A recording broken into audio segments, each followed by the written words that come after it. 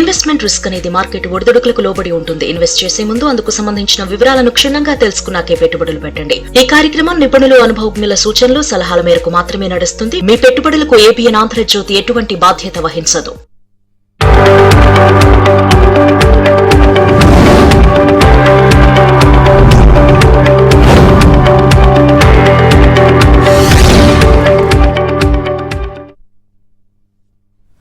Business updates చూద్దాం. దేశీయ stock మార్కెట్లు భారీ నష్టాల్లో ప్రారంభమయ్యాయి. సెన్సెక్స్, నిఫ్టీ భారీ నష్టాల్లో కొనసాగుతున్నాయి. CG power, coal India, Hitachi energy షేర్లు లాభాలు ట్రేడ్ అవుతూ ఉండగా బంధన్ బ్యాంక్, లార్సన్, హిందాల్కో షేర్లు నష్టాల్లో కొనసాగుతున్నాయి. ఈ రోజు మార్కెట్స్ కి సంబంధించి వారు విశ్లేషణ తెలియజేసేందుకు బిజినెస్ అనలిస్ట్ సుందరరాజ గారు లైవ్ లో సిద్ధంగా ఉన్నారు. Good morning sir. Good morning. నమస్తే సార్. మార్కెట్స్ 11 నెలల కనిష్ట స్థాయికి రావడం అసలు చాలా దారుణం అనే చెప్పాలి. అండ్ ఈ నేపథ్యంలో అసలు అంటే నిన్న చూసినా అలాగే డౌన్ ఫాల్ అయింది, ఈ రోజు చూసినా స్టార్టింగ్ ఇక మొదలవడమే డౌన్ ఫాల్ తో మొదలైంది. సో దీనికి కారణాలు ఏంటంటారు? మనకు తెలిసిందే, లాస్ట్ ఒక 1 మంత్ గా మార్కెట్లో టెన్షన్స్ విపరీతంగా పెరగడంతో స్టాక్ మార్కెట్లో భారీ నష్టాలు చూసాం. పైగా నిన్న ఇవాళ కూడా తగ్గడానికి భారీ నష్టాలకి ప్రధానమైన కారణం చూస్తే కనుక యుఎస్ఏ, ఇరాన్ చూస్తే కనుక యుద్ధం ఆల్మోస్ట్ 14th డేకి చేరటం చూసాము. నిన్న చూస్తే కనుక ఇరాన్ 44th మిజైల్ని కూడా ఫైర్ చేసినట్టుగా, అలాగే యుఎస్ బేసెస్ మీద కూడా కొంచెం అటాక్ చేసినట్టుగా కొన్ని వార్తలు రావడంతో, అంతకన్నా ముఖ్యంగా చూస్తే కనుక హోమస్ స్ట్రైట్స్లో కొంచెము ఆపినట్టుగా మనకి వార్తలు రావడంతో, ముఖ్యంగా మన భారత్ యొక్క ఎక్స్పోర్ట్ ఇంపోర్ట్స్ కూడా ఆ స్ట్రైట్స్, ఆ రూట్ ద్వారా వెళ్తుంది కాబట్టి ఆ ఇంపాక్ట్ అనేది స్టాక్ మార్కెట్ మీద ఉండడం చూసాం.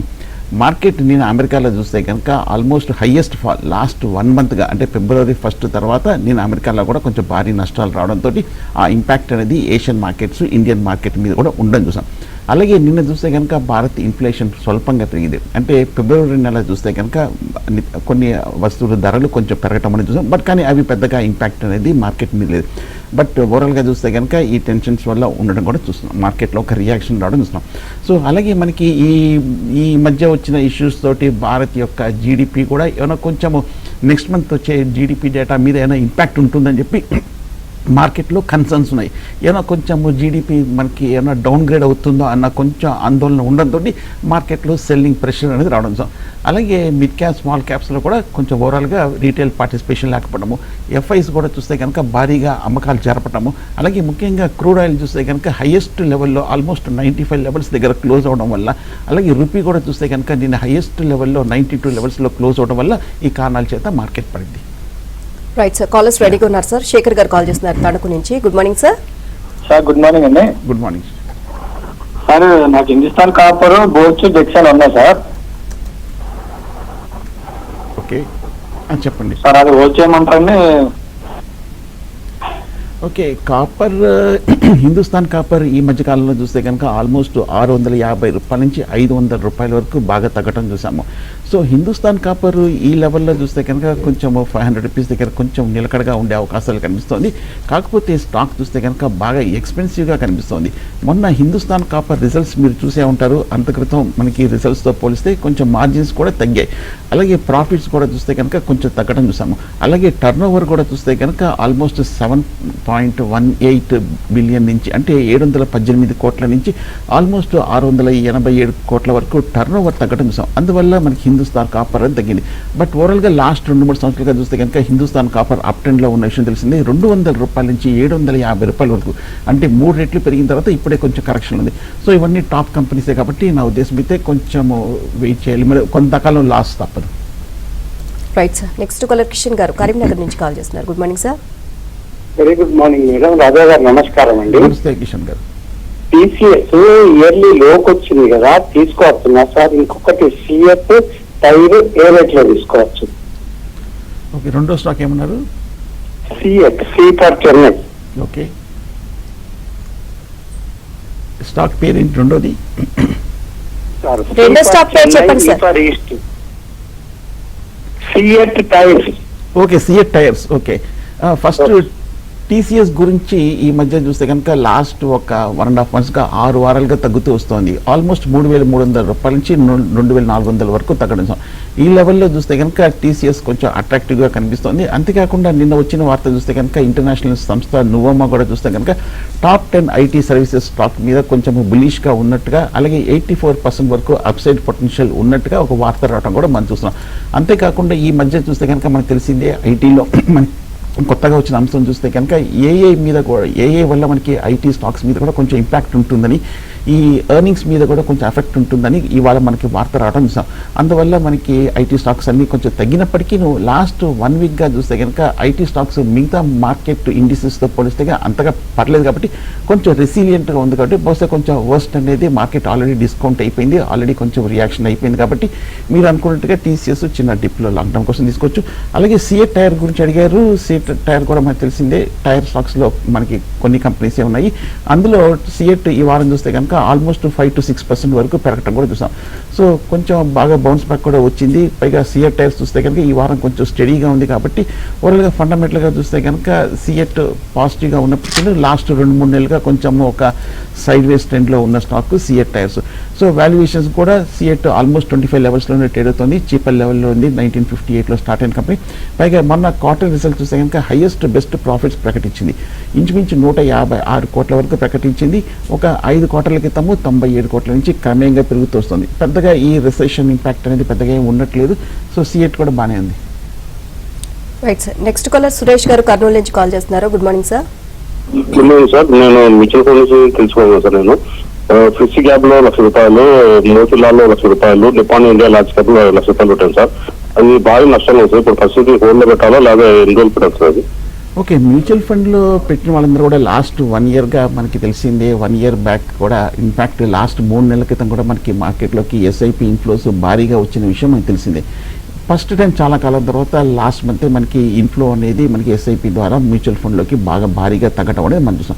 దీనికి తెలిసిందే ప్రధానమైన కారణము మార్కెట్ బాగా తగ్గటము. అలాగే మ్యూచువల్ ఫండ్స్ పెర్ఫార్మెన్స్ అంతా కూడా చూస్తే కనుక మార్కెట్ కండిషన్స్ బట్టే రిటర్న్స్ వస్తుంది. మార్కెట్ పెరిగినప్పుడు ఆటోమేటిక్గా మీకు మ్యూచువల్ ఫండ్ వాల్యూస్ కూడా పెరుగుతాయి. మార్కెట్ పడినప్పుడు మ్యూచువల్ ఫండ్ వాల్యూస్ కూడా తగ్గడం చూస్తాం. ఎందుకంటే మీరు పెట్టిన ఇన్వెస్ట్మెంట్ కూడా ఈ పెద్ద పెద్ద కంపెనీస్ అన్ని కూడా చూస్తే కనుక మ్యూచువల్ ఫండ్స్ కూడా ఈ మేజర్ ఇన్వెస్ట్మెంట్స్ అనేది ఈ పెద్ద పెద్ద కంపెనీస్లో చేస్తుంటారు. కాబట్టి అవన్నీ తగ్గినప్పుడు ఇంపాక్ట్ అనేది ఉంటుంది. సో కాబట్టి మీరు next 5 years 10 years point of వ్యూలో హారిజన్లో మీరు ఆలోచించాలి. ఒకవేళ మార్కెట్ ఏమాత్రం కొంచెం రికవర్ అయినప్పుడు మీకు వాల్యూస్ కూడా కొంచెం పెరుగుతాయి. కాబట్టి లాంగ్ టర్మ్ కోసం హోల్డ్ చేయొచ్చు. Right. Next caller Suresh garu Vizianagaram నుంచి కాల్ చేస్తున్నారు. Good morning sir. Good morning madam. Good morning Suresh. Sir డెక్సాన్ ఎలా ఉన్నాయండి? ఓకే, ఒకసారి చెప్పండి. డెక్సాన్ ఓకే, అలా చెప్పండి. డెక్సాన్ అంటే ఎలా ఉన్నాయండి? ఓకే, 2 స్టాక్స్ ఈ మధ్యకాలంలో తగ్గడం చూసాము. ముఖ్యంగా డిక్సన్ 19,000 నుంచి 10,000 రూపాయల వరకు తగ్గింది.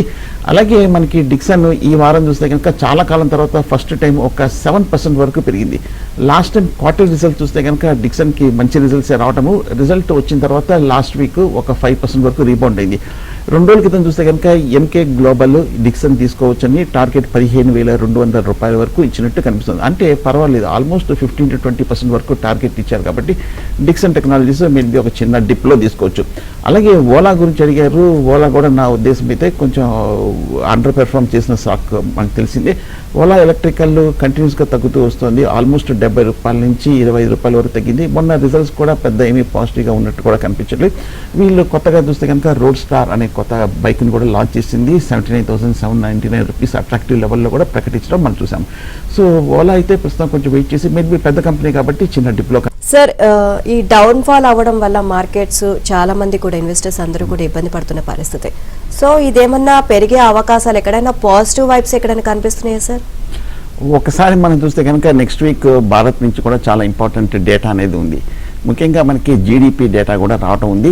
అలాగే మనకి అమెరికాలో కూడా చూస్తే కనుక ఇవాళ చాలా important initial GDP revision data కూడా ఉంది. ఏమాత్రం కనుక అక్కడ జీడిపి గ్రోత్ రేట్ కనుక పాజిటివ్గా ఉందంటే కనుక అమెరికన్ మార్కెట్స్ కూడా రీబౌండ్ అయ్యే అవకాశం ఉంది. అలాగే ఇవాళ చూస్తే కనుక మరి 2 మేజర్ డేటా కూడా చూస్తే కనుక అన్ఎంప్లాయ్మెంట్ డేటా కూడా అమెరికా నుంచి రావాల్సింది. సో ఆ డేటా కూడా మార్కెట్ కీలకంగా ఎదురు చూస్తుంది. అలాగే ఇన్ఫ్లేషన్ కూడా, అంటే లాస్ట్ మంత్ ఫిబ్రవరి రేట్లు ఎలా ఉన్నాయి అన్న అంశం మీద కూడా మనకి డేటా కూడా వస్తుంది. కాబట్టి సో ఈ 3 చాలా చాలా ఇంపార్టెంట్ డేటా మార్కెట్, దీన్ని బట్టి మనకి నెక్స్ట్ వీక్ రియాక్షన్ వచ్చే అవకాశం ఉంది.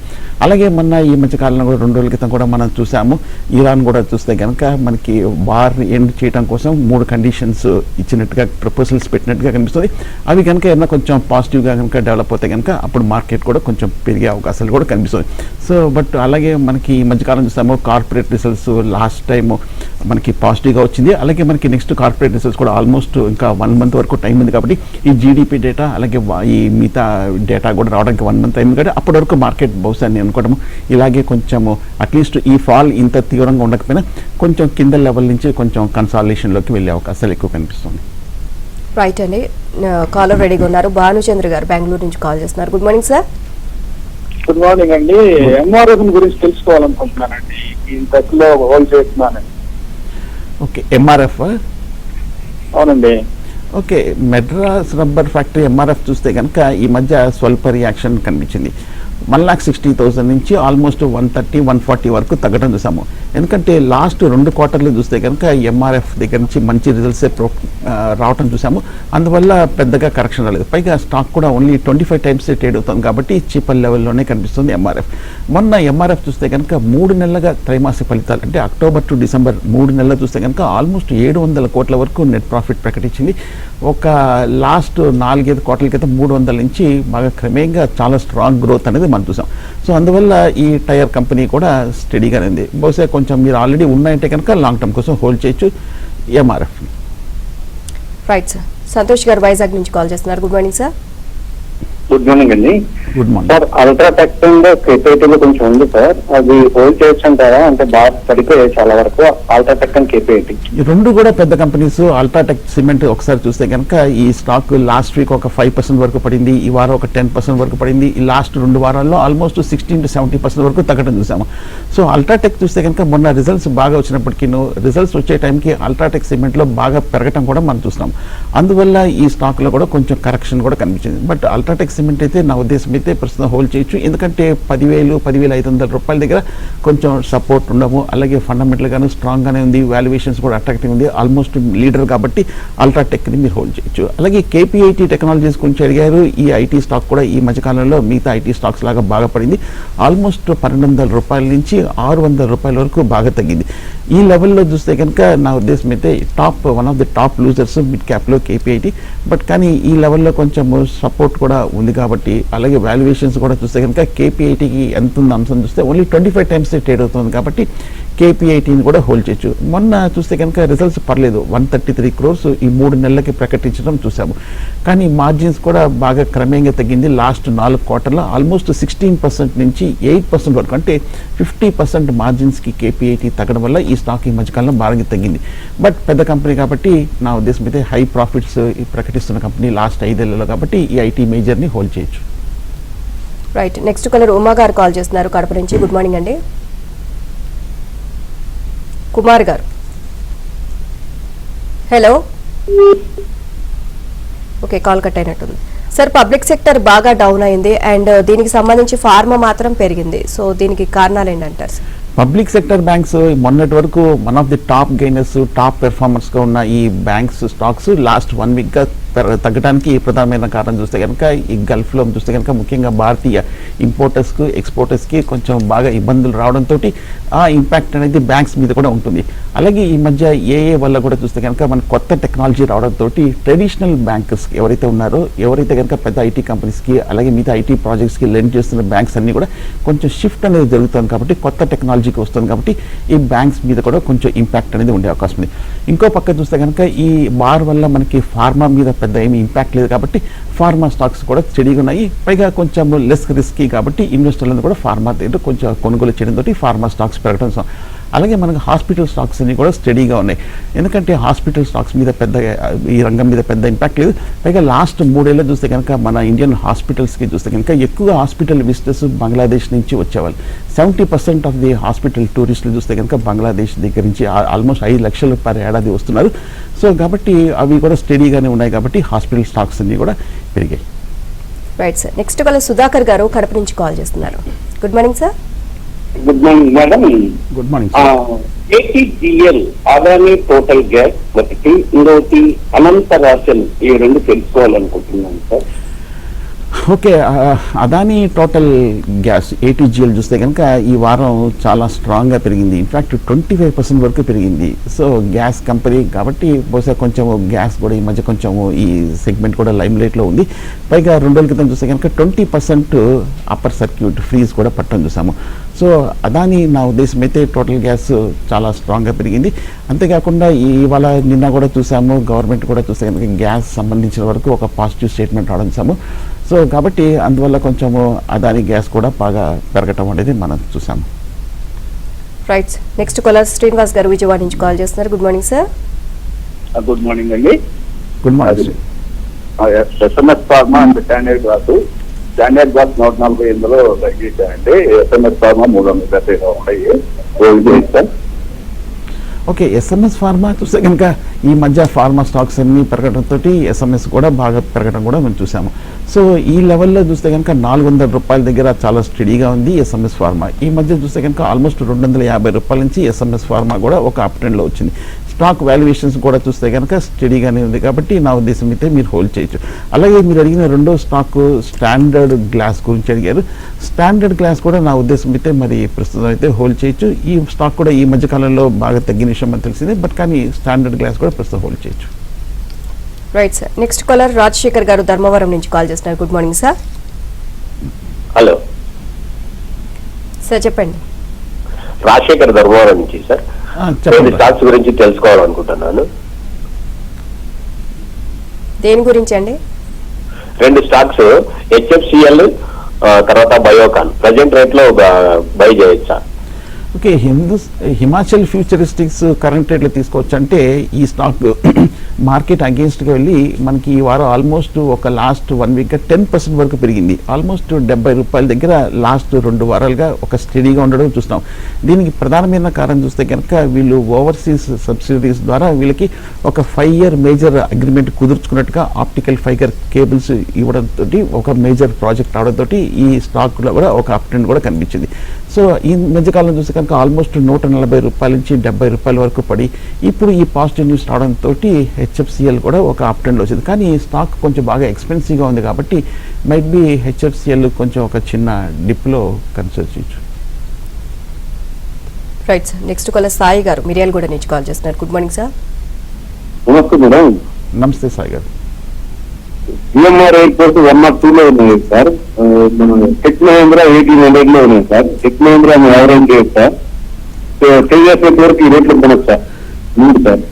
ఓకే, GMR ఎయిర్పోర్ట్ ఈ మధ్య 110 రూపాయల నుంచి 90 రూపాయల వరకు పడింది. ఈ లాస్ట్ ఒక 6 monthsగా చూస్తే కనుక అవుట్ పెర్ఫార్మ్ చేసింది. 70 రూపాయల నుంచి 110 రూపాయల వరకు పెరగటం చూసాం. కాబట్టి GMR ఎయిర్పోర్ట్స్ నా ఉద్దేశం అయితే ఈ లెవెల్లో కొంచెం అవాయిడ్ చేసి మెడ్బి చిన్న డిప్లో తీసుకోవచ్చు. మొన్న చూస్తే కనుక 3rd quarter రికార్డ్ గ్రోత్ అనేది రావడం చూసాము. అలాగే మార్జిన్స్ కూడా బాగా పెరిగింది. అలాగే ఇంట్రెస్ట్ కాస్ట్ కూడా తగ్గిన వల్ల మనకి ఫ్యూచర్ ఎక్స్పాన్షన్ కూడా స్ట్రాంగ్ గ్రోత్ ఉన్నట్టుగా ఈ మధ్య వార్తలు రావడంతో స్టాక్ పెరిగింది. కాబట్టి ఈ న్యూస్ ఇంకా అలాగే ఇంటాక్ట్గా ఉంది కాబట్టి చిన్న డిప్లో మీరు తీసుకోవచ్చు. అలాగే టెక్ మహేంద్ర 1800 రూపాయల నుంచి 1300 రూపాయల వరకు బాగా తగ్గింది. సో టెక్ మహేంద్ర నా ఉద్దేశం అయితే హోల్డ్ చేయొచ్చు. ఎందుకంటే ఇందాక చెప్పినట్టుగా నువ్వమ్మా కూడా చూస్తే కనుక ఈ ఐటీ కంపెనీస్ అన్నిటి మీద కూడా కొంచెం పాజిటివ్గా ఉన్నట్టుగా ఒక బుల్లిష్ అవుట్లుక్ ఉన్నట్టుగా ఇచ్చింది. కాబట్టి టెక్ మహేంద్ర కూడా మీరు నా ఉద్దేశం అయితే మీరు హోల్డ్ చేయొచ్చు. Right sir. Next caller Sivaprasad garu Guntur నుంచి కాల్ చేస్తున్నారు. Good morning sir. నమస్తే. గుంటూరు మాట్లాడు మేడం. NCC 220లో కొన్నా ఉంది. ఇప్పుడు ఎవరైతే తెలుస్తుంది? ఓకే, NCC నా ఉద్దేశం అయితే మీరు హోల్డ్ చేయొచ్చు. 150 రూపాయల్లో ఉంది. లాస్ట్ 1 వీక్గా చూస్తే కనుక NCCలో ఒక 5% వరకు రికవరీ కనిపించింది. లాస్ట్ 1 monthగా కూడా NCC కొంచెం నిలకడగా ఉన్నట్టుగా కనిపిస్తుంది. సో ఈ ఎందుకంటే మొన్న చూస్తే కనుక నెక్స్ట్ ఇయర్ గైడెన్స్ కూడా కొంచెం పాజిటివ్గా ఇచ్చినట్టుగా కనిపిస్తుంది. నాగార్జున కన్స్ట్రక్షన్ అలాగే వాల్యుయేషన్స్ కూడా చూస్తే కనుక స్టాక్ కూడా అట్రాక్టివ్గానే ఉంది. కాబట్టి NCC మీరు అనుకున్నట్టుగా 140-150 లెవెల్స్ యావరేజ్ చేయొచ్చు. ఎందుకంటే స్టాక్ కూడా ఓన్లీ 12 times ట్రేడ్ అవుతుంది. బాగా చీపెస్ట్ లెవెల్లో ఉంది కాబట్టి NCCని మీరు లోయర్ లెవెల్లో యావరేజ్ చేయొచ్చు.